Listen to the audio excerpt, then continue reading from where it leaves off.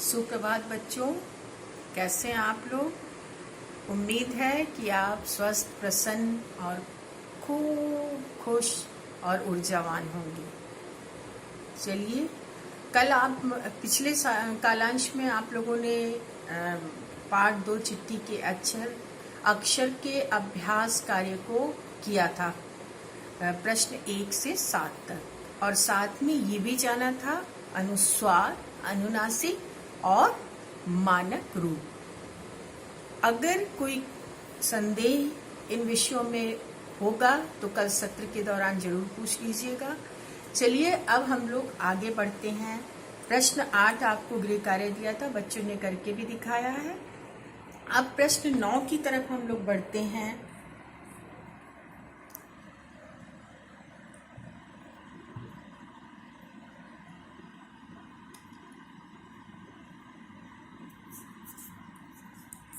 प्रश्न 9, नीचे दिए गए चित्रों के नाम मानक रूप में लिखिए। मानक रूप में लिखिए। कल हमने आपको बताया था कि मानक रूप क्या है।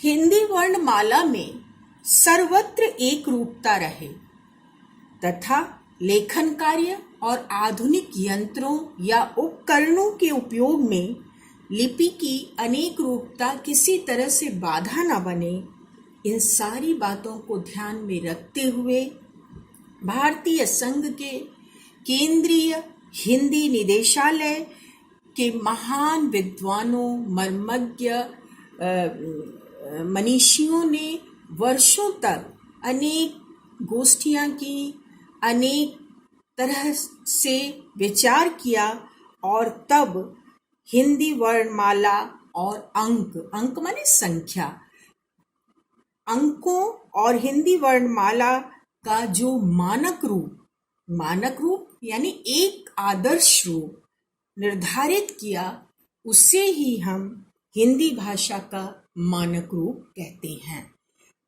ये मैं इसकी जानकारी मैं पिछले कालांश में आपको दे चुकी हूँ।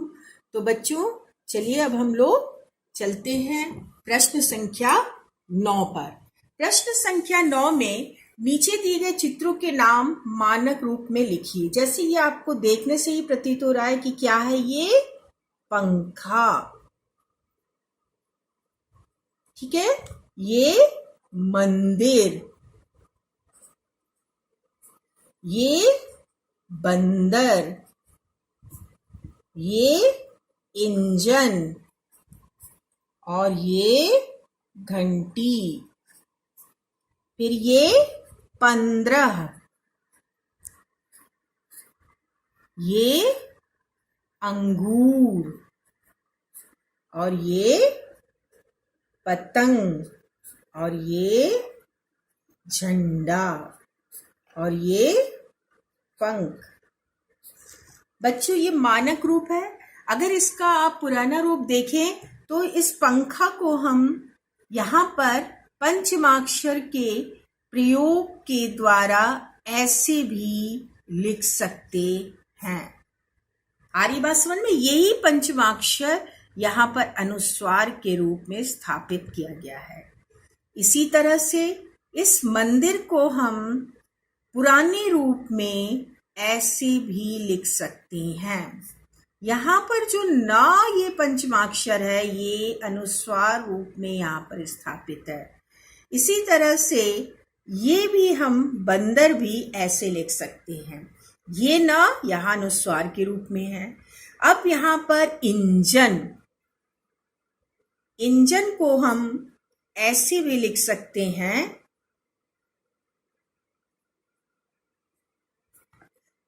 इया लगा करके, क्योंकि च छ ज झ इया यानी च वर्ग का पंचम अक्षर इया है, तो यहाँ पर ये इया का ही प्रतीक ये अनुस्वार है। इतनी बात समझ में आई? फिर क ख ग घ ट ठ ड ढ ण, यहाँ पर घंटी में, ये घंटी है, घंटी में ण, ट ठ ड ढ ण, ट वर्ग के ण का प्रतीक ये अनुस्वार है। इतनी बात समझ में आई?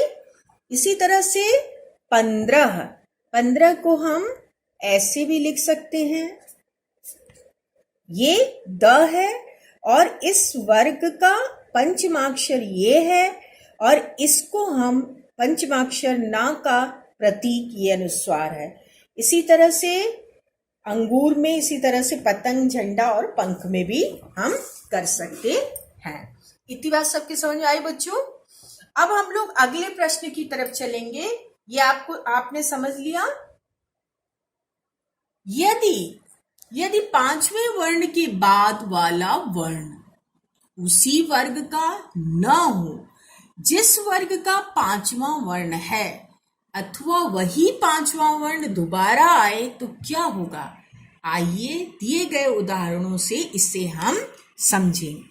प्यारे बच्चों, आप लोग इधर ध्यान दीजिए। ये हमारा 5 वर्ग है। क वर्ग में पहला, दूसरा, तीसरा, चौथा, पांचवा, ये पांचवा वर्ण है। च वर्ग में च, छ, ज, झ, ञ, ये पांचवा वर्ण है। ट वर्ग में ऐसे ये पंचमाक्षर या पांचवा वर्ण है। यहाँ पर प्रश्न है, यदि पांचवें वर्ण के बाद वाला वर्ण, पांचवें वर्ण के बाद वाला वर्ण माने यदि पांचवें वर्ण के बाद वाला वर्ण उसी वर्ग का न हो, जैसे इन्होंने दिया जन्म, ठीक है, जन्म में ये न जो है ये पांचवा वर्ण आया है।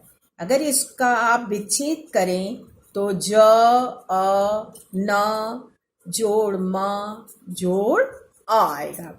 यहां पर ये पंचमाक्षर है जो कि म से जुड़ा है। इन्होंने कहा कि यदि, जो कल हमने आपको समझाया था बच्चों, कि पंचमाक्षर के बाद उसी वर्ग का कोई अन्य वर्ण यहां पर हो तब पंचमाक्षर अनुस्वार में बदल जाएगा।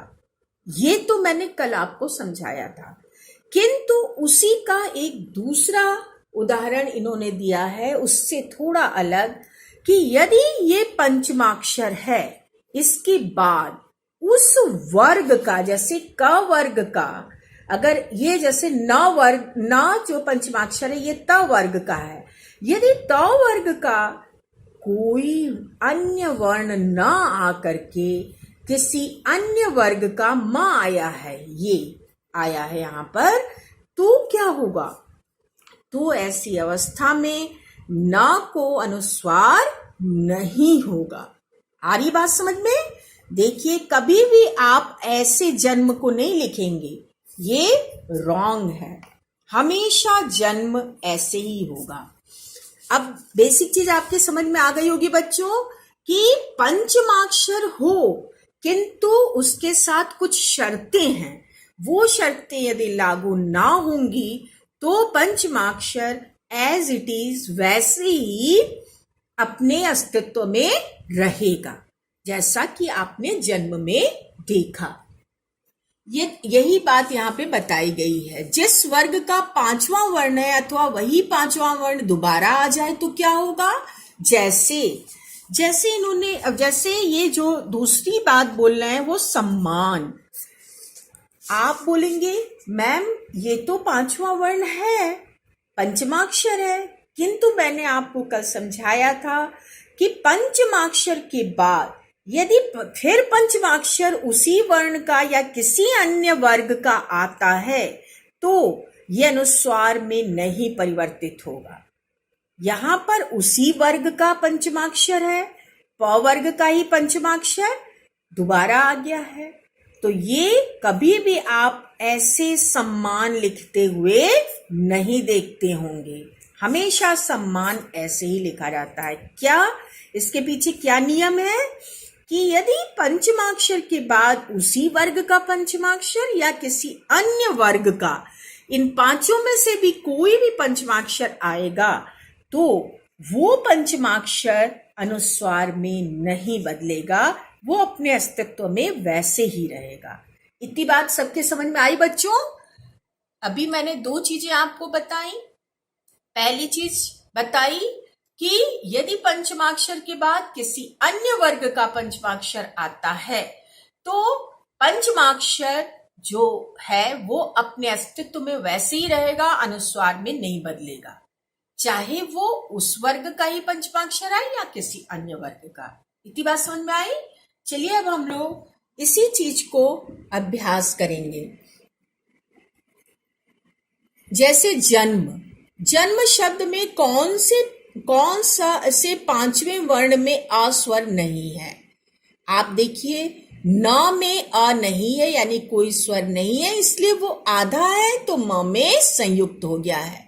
मैंने आपको पहले संयुक्त व्यंजन समझाया था। संयुक्त व्यंजन की क्या परिभाषा मैंने बताई थी बच्चों? एक बार पूर्व ज्ञान अभी पिछले पार्ट में मैंने पढ़ा है। संयुक्त व्यंजन जब दो व्यंजनों के बीच, दो या तीन व्यंजनों के बीच कोई स्वर ना हो तो वो आपस में संयुक्त हो जाते हैं या जुड़ जाते हैं और संयुक्त रूप में लिखे या बोले जाते हैं। ठीक है, तो यहाँ पर जन्म में आप देख रहे हैं कौन सा पांचवा वर्ण है जिसमें कोई स्वर नहीं है? तो न में कोई स्वर नहीं है। तो यहां पर आप ऐसे लिखेंगे न, कैसे लिखेंगे? न हलन चिन्ह। ये हलन चिन्ह इस बात का परिचायक है कि व्यंजन में कोई स्वर नहीं है। इतनी बात समझ में आई? न जब आप लिखेंगे तो हलन चिन्ह के साथ लिखेंगे। हलन चिन्ह इस बात का परिचायक है कि व्यंजन में कोई स्वर जुड़ा नहीं है। इसके बाद वाला वर्ण किस वर्ग का है? इसके बाद वाला वर्ण माने म किस वर्ग का है? प वर्ग का है। इसके बाद वाला वर्ण किस वर्ग का है? प वर्ग का है। ठीक है, इतनी बात समझ में आई सबको? क्या दोनों के वर्ग समान हैं? नहीं, दोनों के वर्ग कहाँ समान है? म जो है प वर्ग का है और न जो है वो त वर्ग का है, तो दोनों के वर्ग समान नहीं है। नहीं है ना समान? इतनी बात समझ में आई? प वर्ग अलग है, त वर्ग अलग है, तो दोनों के वर्ग समान नहीं है, इसलिए यहां पर हम लिखेंगे नहीं। समान एवं भिन्न शब्दों में कौन से वर्ण दो बार आए हैं? सम्मान में कौन सा वर्ण दो बार आया है? म। ठीक है, और भिन्न में न। ठीक है, इतनी बात समझ में आई? अब आप लोग ये वर्ण अपने अपने वर्ग के कौन से स्थान के वर्ण हैं? पांचवें स्थान के वर्ण हैं। अपने अपने वर्ग के कौन से स्थान के वर्ण हैं? पांचवें। ठीक है, आप लोग को मालूम है म प वर्ग का पांचवा वर्ण है और न त वर्ग का पांचवा वर्ण है। इतना तो आप समझ गए होंगे। अब हम लोग अगले पेज पे चलेंगे। ध्यान दीजिए, यदि पांचवें वर्ण के बाद किसी दूसरे वर्ग का वर्ण आए अथवा वही पांचवा वर्ण दोबारा आए तो अनुस्वार चिन्ह का प्रयोग नहीं किया जाएगा। जैसा कि अभी मैंने आपको पहले ही समझा दिया, वही चीज यहां पर इन्होंने फिर से बताई है। क्या मैंने बताया था? फिर से एक बार सुन लीजिए। यदि पांचवें वर्ण के बाद उसी वर्ग का या किसी अन्य वर्ग का कोई पंचमाक्षर आएगा तो जो पांचवा वर्ण संयुक्त हुआ है, माने बिना स्वर के है, वो अपनी जगह पर वैसे ही स्थापित रहेगा, अनुस्वार में नहीं बदलेगा। इतनी बात समझ में आई? अब चलिए हम लोग 11वां क्वेश्चन करते हैं। नीचे कुछ शब्द दिए गए हैं जिन शब्दों में अनुस्वार चिन्ह का प्रयोग किया जाएगा, उनके सामने हाँ तथा जिन शब्दों में अनुस्वार चिन्ह का प्रयोग नहीं किया जाएगा उनके सामने नहीं लिखिए। वही बात कि कुछ इसमें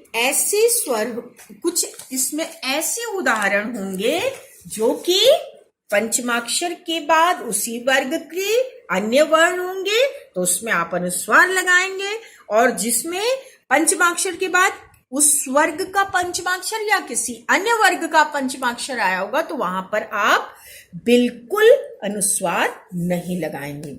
जैसे सुंदर, बच्चों सुंदर जैसे देखिए, सुंदर में ये न है, न तो वर्ग का पंचमाक्षर है, न क्या है, तो वर्ग का पंचमाक्षर है, ठीक है। और उसके बाद ये द है, द भी उसी वर्ग का कोई अन्य अक्षर है ये, तो अवश्य ही यहां पर न जो है वो अनुस्वार में बदल जाएगा। ये मैंने आपको पहले ही बताया है, ठीक है। तो आप सुंदर को ऐसे लिखेंगे। अन्न में त वर्ग का पंचमाक्षर न भी है, अन्न में, और फिर दोबारा न आया है तो यहां पर पंचमाक्षर अनुस्वार में बिल्कुल नहीं बदलेगा और ऐसे लिखा जाएगा। वही बात यहां पर भी है, सम्मानित में आप वैसे ही नहीं बदलेंगे, लेकिन आपको ये चीजें नहीं लिखनी है। आपको क्या लिखना है, हाँ या नहीं। यहां पर आपको लिखना है हाँ, यहां पर आपको लिखना है नहीं, यहां पर आपको लिखना है नहीं। इतनी बात समझ में आई। यहां पर अंग है और अंग की बात उसी वर्ग का, क ख ग घ अंग क है, इसलिए यहां पर आप अनुस्वार में बदलेगा ये पंचमाक्षर। यहां पर इया है और उसी वर्ग का छ है, च छ, ठीक है। तो यहां भी बदलेगा, तो यहां पर आप लिखेंगे हाँ। और अक्षुण माने जो कभी न समाप्त हो, या जो कभी क्षय न हो जिसका, या जो कभी भी खत्म ना हो, तो अक्षुण का में बिल्कुल नहीं बदलाव आएगा, क्योंकि ण दोनों पंचमाक्षर हैं, इसलिए यहां पर आप नहीं लिखेंगे। इतनी बात समझ में आई बच्चों? उम्मीद है कि आपको समझ में आया होगा इतना। अब हम लोग 12वें प्रश्न की ओर चलेंगे। 12वां प्रश्न है, नीचे खंड 1 और 2 में कुछ शब्द दिए गए, इन शब्दों को बोल बोल कर पढ़िए। सब बच्चे आप भी मेरे साथ साथ बोलिए, आप घर में वीडियो देख रहे हैं तो। बाधा, बाधा, सास, सांस, काटा, कांटा, सवार, संवार। आप दोनों बाधा और बांधा के उच्चारण में आपको अंतर आ रहा है समझ में? अब हम लोग नीचे चलते हैं। क, खंड 1 के शब्दों के पहले अक्षर को बोलते समय, पहला अक्षर क्या है? बा। खंड 1 का पहला अक्षर बा है। आवाज कहां से निकल रही है? उचित उत्तर पर सही का निशान लगाइए। कहां से निकल रही है आवाज? मुंह से, केवल मुंह से निकल रही है, ठीक है। बाधा, सास, काटा, सवार, यहां पर नाक का आप प्रयोग, नाक से आवाज नहीं निकल रही, तो आप कहां पर टिक लगाएंगे? मुंह पर। अब हम लोग आगे चलेंगे। खंड 2 के शब्दों के पहले अक्षर को बोलते समय आवाज कहां से निकलती है? उचित उत्तर पर सही का निशान लगाइए। खंड 2 के शब्द जैसे कांटा, जैसे बांधा, जैसे सांस, जैसे संवार, इनके उच्चारण में आवाज मुंह एवं नाक दोनों से आ रही है, इसलिए आप यहाँ पर निशान लगाएंगे। ये अनुनासिक चिन्ह है जिसमें आवाज मुंह एवं नाक दोनों से आती है। अब ग पे आइए बच्चों। जिन शब्दों को बोलते समय आवाज मुंह एवं नाक दोनों से निकलती है, उनके ऊपर क्या लगा हुआ है? अनुनासिक या चंद्र बिंदु जिसका चिन्ह है। ठीक है, मैंने आपको कल भी बताया था कि जिन शब्दों के उच्चारण में आवाज मुंह और नासिका से आती है उनमें अनुनासिक चिन्ह लगाया जाता है। वही बात यहां पर आपको लिखनी है, अनुनासिक। इतनी बात समझ में आई बच्चों? अब चलिए हम लोग आगे चलते हैं। जो बात मैंने आपको बताई उसी से मिलती जुलती बातें यहाँ पे हैं। जब किसी वर्ण को बोलते समय आवाज मुंह एवं नाक दोनों से निकलती है तो उस वर्ण के ऊपर चंद्र बिंदु लगाया जाता है। चंद्र बिंदु को व्याकरण की भाषा में अनुनासिक कहा जाता है। आप लोग प्रायः चंद्र बिंदु का ही प्रयोग कर, कहीं भी चंद्र बिंदु बोलते हैं, लेकिन व्याकरण की भाषा में हम उसे अनुनासिक कहते हैं। प्रायः बच्चों आप लोग 6 में पहुंच गए, लेकिन अभी भी मैं आप लोगों के मुंह से सुनती हूँ, मैम छोटी लगेगी कि बड़ी, छोटा ऊ लगेगा कि बड़ा ऊ। ऐसी भाषा आप नहीं प्रयोग किया करिए। ह्रस्व ई लगेगी कि दीर्घी, ह्रस्व ऊ लगेगा कि दीर्घ। इसी तरह मैम बिंदु लगाएं कि चंद्र बिंदु, नहीं, आप बोलेंगे अनुस्वार का चिन्ह लगाएं या अनुनासिक का चिन्ह। ये व्याकरणिक भाषा है जिसे आप सीखिए। इससे पता चलता है कि आप कितनी चीजों की जानकारी रखते हैं। चलिए, तो हम लोग यहाँ पर चंद्र बिंदु को व्याकरण की भाषा में क्या कहते हैं? अनुनासिक। अब हम लोग 13वें प्रश्न पर आते हैं। नीचे दिए गए शब्दों में उचित स्थान पर अनुनासिक चिन्ह लगाइए और वाक्य बनाइए। यहाँ पर आधी, आधी माने कोई चीज आधी है, अधूरी है, और उसमें जब हम अनुनासिक चिन्ह लगाएंगे तो बनेगा आंधी। जो आंधी तूफान आता है वो। कहा, किसी ने कुछ कहा, और यहां पर जब हम अनुनासिक चिन्ह लगाएंगे तो कहाँ, कहाँ जा रहे हो? ठीक है। सवार, सवार माने किसी चीज पर सवार या किसी चीज पर बैठा हुआ। और संवार माने सजाना। जब हम इस पे अनुनासिक लगा देंगे स पर तो बनेगा किसी चीज को सजाना, संवारना। फिर चाटा, चाटा माने किसी चीज को चाटना, और चांटा मतलब थप्पड़। इतनी बात समझ में आई? अब हम लोग नीचे चलेंगे। वाक्य प्रयोग। पूछ और पूछ, जैसे पूछ माने कोई चीज किसी से पूछ रहा है, कोई पूछना, और पूंछ मतलब गाय और जानवरों की जो पूंछ होती है। गाय अपनी पूंछ से मक्खियां उड़ा रही थी। ये एक उदाहरण इन्होंने प्रयोग करके दिया है। आपको यहाँ पर इन चारों, जो आधी है, कहा है, सवार है, चाटा है, इनमें अनुनासिक चिन्ह लगाकर पहले यहाँ शब्द लिखने हैं और फिर उनका सही वाक्य प्रयोग करना है। जैसे कल रात आंधी आई थी। फिर दूसरा, तुम कहाँ जा रहे हो? तीसरा, मैंने अपनी किताब कॉपियां संवार कर रख दी हैं।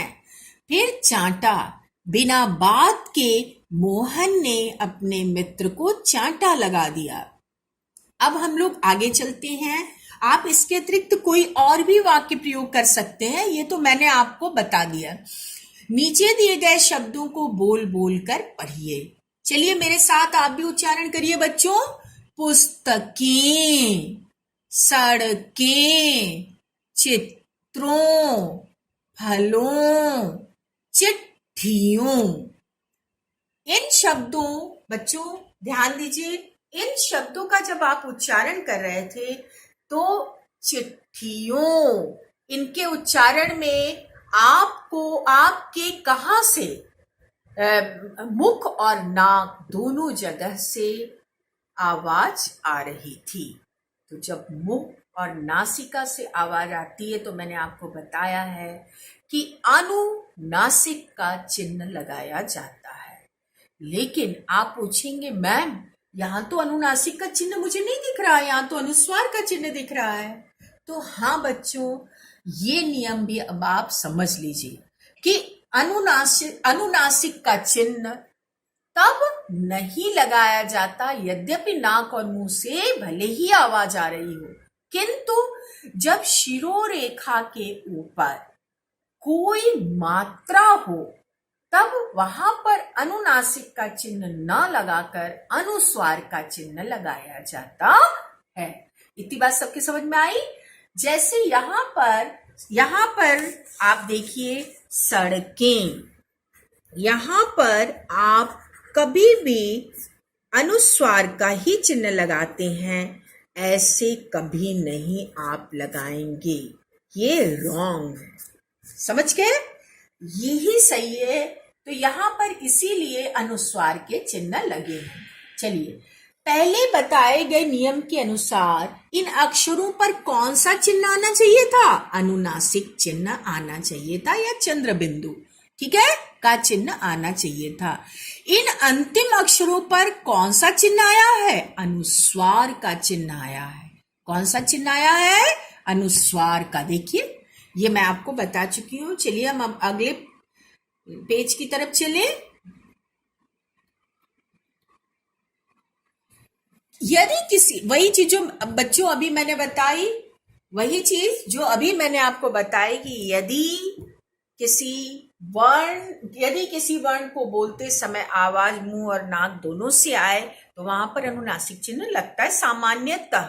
सामान्य केस में ऐसा होता है, किंतु यदि शिरोरेखा मैंने बताया था, किसी वर्ण या किसी भी व्यंजन, किसी शब्द के ऊपर जो बेड़ी लाइन खींची जाती है ऊपर, वही शिरोरेखा है। तो शिरोरेखा के ऊपर यदि कोई मात्रा है तो ऐसी स्थिति में वहां पर अनुनासिक चिन्ह की जगह अनुस्वार चिन्ह लगेगा। यही बात यहाँ पर बताई गई है, ठीक है। शिरोरेखा आप समझ गए होंगे, जैसे याद के ऊपर जो ये बेड़ी लाइन है, ये ही शिरोरेखा है। अब 15वें प्रश्न में हम आते हैं। नीचे दिए गए शब्दों में अनुस्वार या अनुनासिक चिन्ह लगाइए। ना तो हर जगह अनुस्वार लगेगा और ना ही हर जगह अनुनासिक। हर जगह पर आप देखिए अंतर दिखेगा। संपादक में अनुस्वार चिन्ह स पे लगेगा, मैंने में अनुस्वार चिन्ह मैं पे लगेगा, तिथियां में अनुनासिक चिन्ह या पर लगेगा, पूंछ में अनुनासिक चिन्ह प पर लगेगा, कुर्सियां में अनुनासिक चिन्ह या पर लगेगा, सुंदर में अनुस्वार चिन्ह स पर लगेगा, मालाओं में अनुस्वार चिन्ह ओ पर लगेगा और कार्य में अनुस्वार चिन्ह रे पर लगेगा और ऊंचा में अनुनासिक चिन्ह ऊ पर लगेगा। इतनी बात सबके समझ में आई बच्चों? कोई ऐसी चीज नहीं है जो कि आप ना समझ पाए हो, क्योंकि विस्तार से मैं आपको पाठ में ये सारी चीजें बार बार समझा रही हूं। अब चलिए हम लोग अगले प्रश्न की तरफ चलते हैं। प्रश्न 16, नीचे दिए गए शब्दों के सही रूप लिखिए। प्राय बच्चों आप लोग वर्तनी संबंधी अशुद्धियां काम अब दिखाते हैं, अभी भी और पहले भी तो बहुत करते हैं, ये होना नहीं चाहिए। यहाँ पर आपको कुछ वर्तनी संबंधी गलतियां इन शब्दों में हैं जिन्हें सुधार कर लिखना है। जैसे पहला शब्द है कौंधने। देखिए, जैसे पहला शब्द है कौंधने, तो यहां पर क्या गलती हुई है? कौंधने, केवल एक अनुस्वार की गलती हुई है। दूसरा शब्द वहां पर साप्ताहिक है, ये है। देखिए यहां पर आप साप्ताहिक, ये एक प्रत्यय जब होता है तो ये पहला वाला अक्षर बड़ा हो जाता है। फिर यहां पर मस्तिष्क, ये वर्तनी है इसकी। यहां पर कौंधने,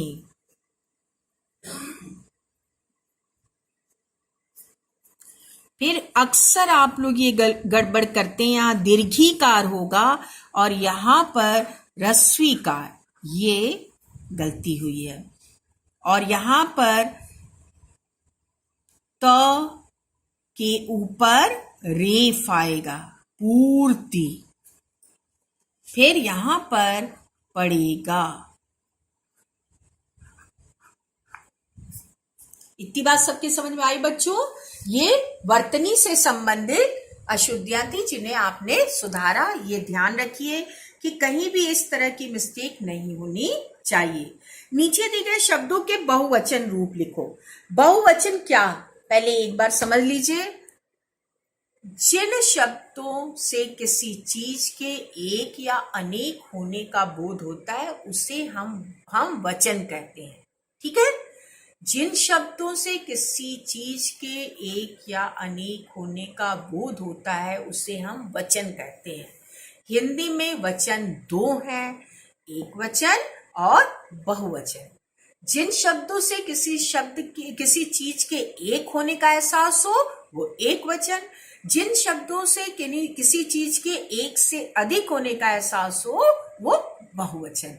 यहां पर आपको एक वचन रूप दिया हुआ है, उसे बहुवचन में बदलना है। बहुवचन रूप कई तरह से बनते हैं। अगर कारक चिन्ह के साथ कोई शब्द आता है तो वहां पर ओ का प्रयोग करके हम अनुस्वार के साथ हम उसको बहुवचन रूप में बदलते हैं। जैसे लोगों को, यहां पर लोग को हम लोगों को में बदलेंगे। और शुभकामना को हम शुभकामना अगर दिया है तो शुभकामनाएं। यहां पर आप समझिए। और बात का बातें, बात का क्या बनेगा? बातें।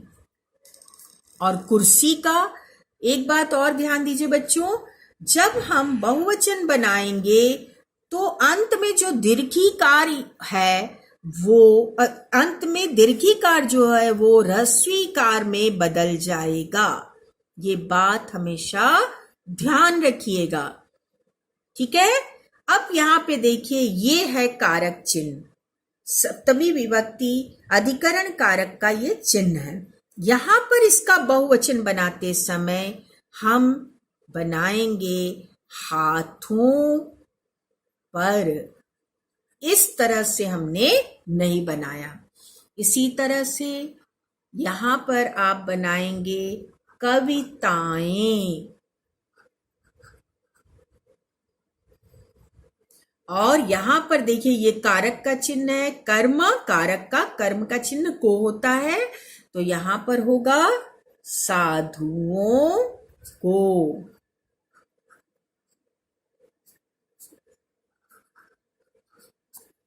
फिर कहानी, जो अभी मैंने बताया ये दीर्घिकार है तो ये ह्रस्वीकार में बदल जाएगा और ह्रस्वीकार में बदलकर बनेगा कहानियां।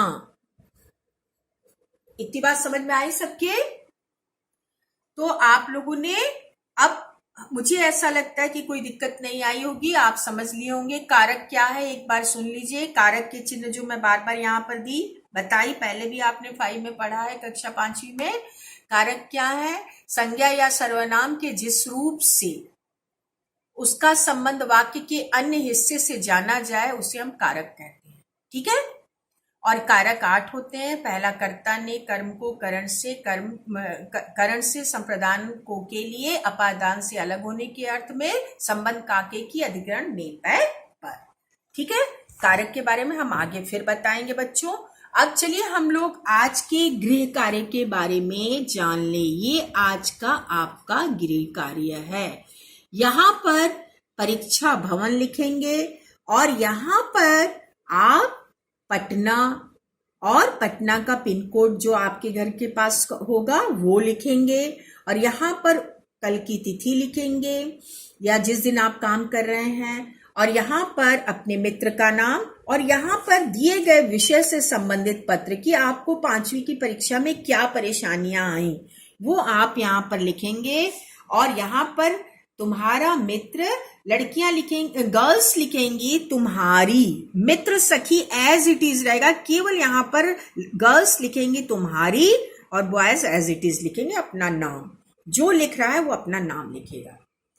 इसी के साथ बच्चों आज का सत्र यहीं समाप्त करती हूँ। उसके पहले एक जरूरी सूचना देती हूँ कि रविवार को इस बार फिर आपकी साप्ताहिक परीक्षा है, जिसमें पार्ट 2 चिट्ठी के अक्षर पूछा जाएगा, अभ्यास से भी और ज्ञान सागर से भी। अभ्यास सागर से भी आप चिट्ठी के अक्षर तैयार कीजिएगा और ज्ञान सागर से भी। लिखित रूप में मैं आपको भी फोटो पीछे से भेज रही हूँ।